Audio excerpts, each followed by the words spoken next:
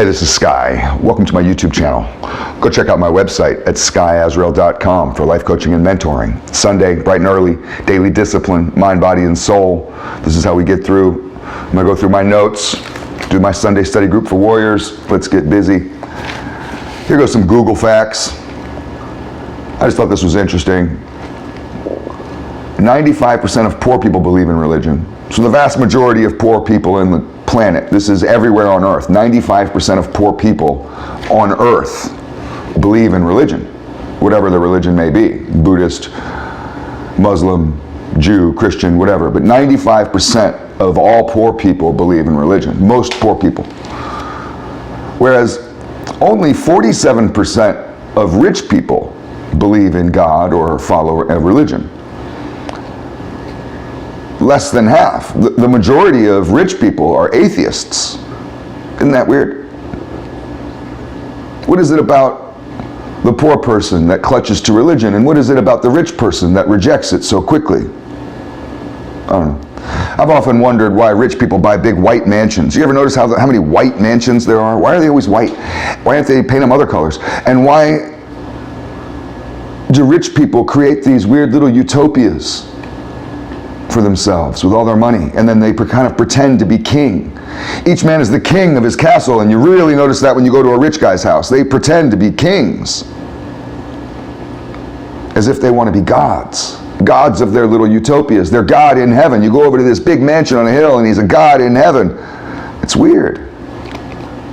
And the whole time the person that's doing this, that's recreating heaven on earth and pretending to be God, you even notice that a lot of rich people dress weird. They assume this crazy persona, but that at the same time they're atheists. I don't know. It's a weird world we live in. Here's the next one. Ruining someone's reputation is a feminine tactic that women use to hurt each other. I got that from a Jordan Peterson talk. He was talking about cancel culture. Cancel culture is for women and feminine men, I guess. Virtue signaling, that seems to be a lot what this cancel culture is about, to virtue signal. And that's nothing more than status building for women. This is how women build their status. So it's just worth noticing, I guess, that cancel culture is driven by women. It's a female, feminine philosophy.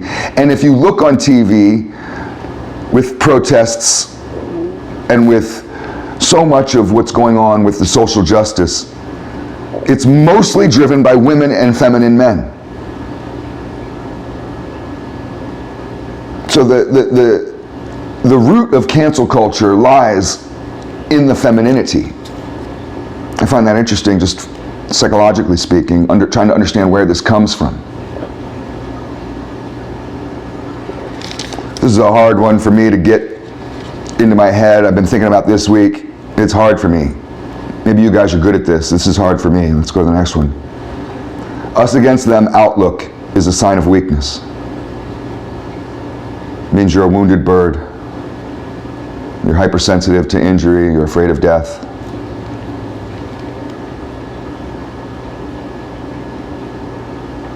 It's hard to love thy enemy, your fellow man. Love your neighbor.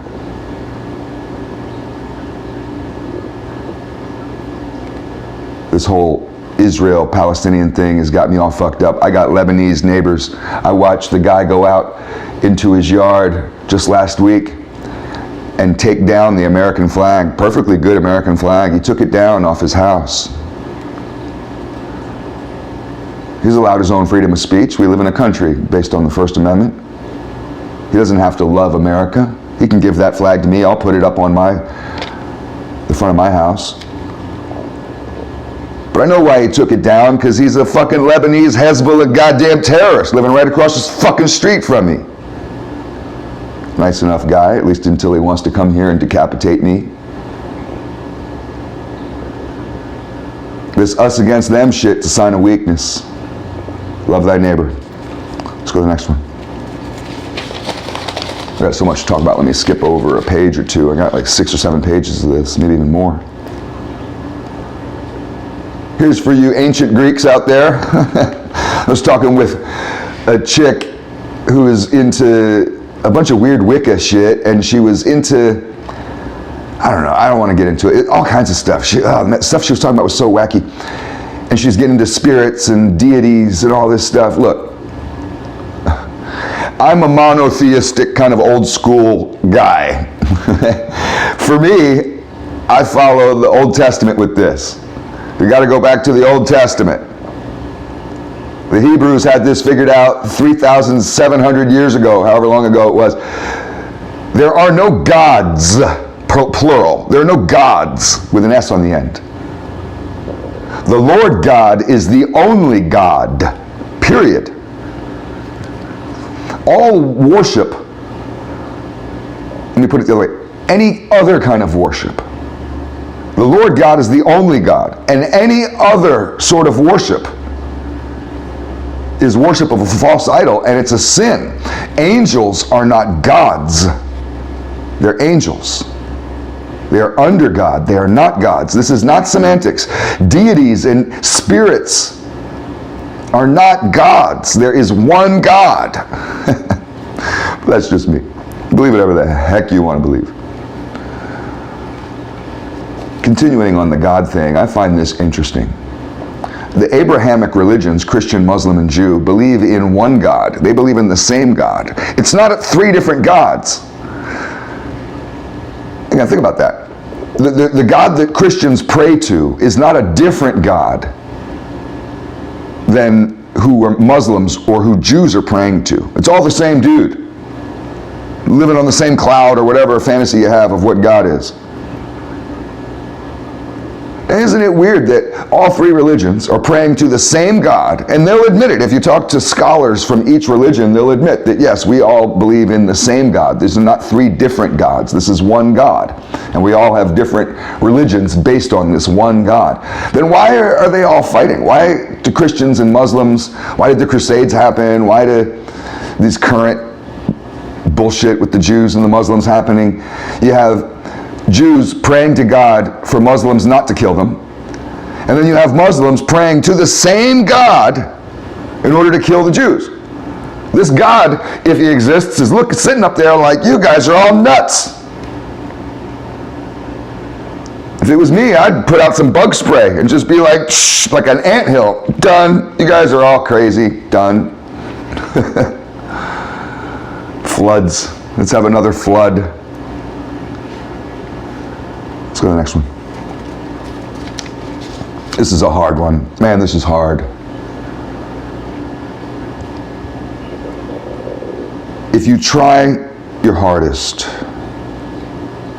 you really tried, you studied, you practiced, you trained, and you tried harder and more honestly than you've ever tried at anything in your life. You put your heart and your soul into it. You bled and sweat and cried over this. And everyone around you watched you put your every bit of energy, every ounce of energy, every dollar, everything into something. You tried. You studied for that test. And you still failed. You still failed. Oh, that's so hard. I have been in that scenario so many times. That's my world. Welcome to skysworld. To try and try and try and still fail. And do that your whole life. So here's the question. If you try your hardest and you still fail, are you justified in your bitterness? Are you justified to be angry? Are you allowed to be angry? Is it okay to be angry in that scenario? Well, there is an answer. The answer is not very fun. The Bible is full of commandments. Let's go over a couple commandments that the Bible has. Of course, they have 10 commandments that we all know. I think someone counted them up one time. There's over 600 commandments in the Bible.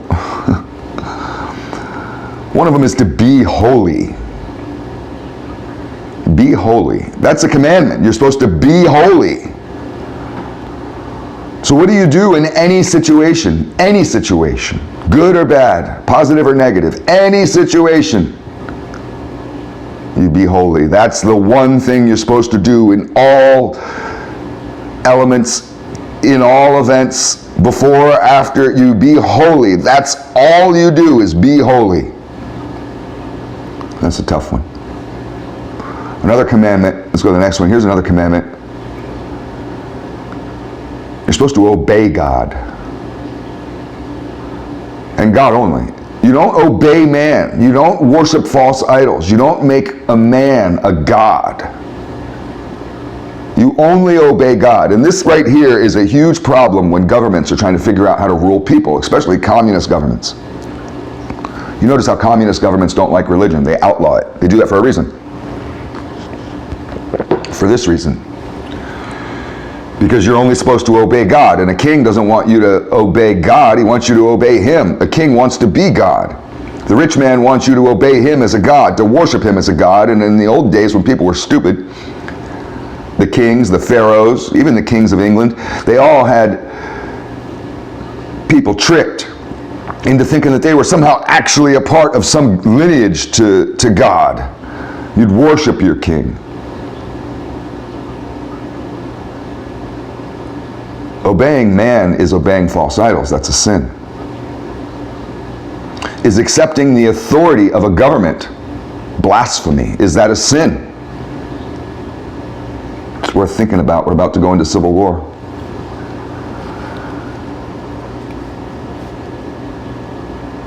I think it's worth being old-fashioned.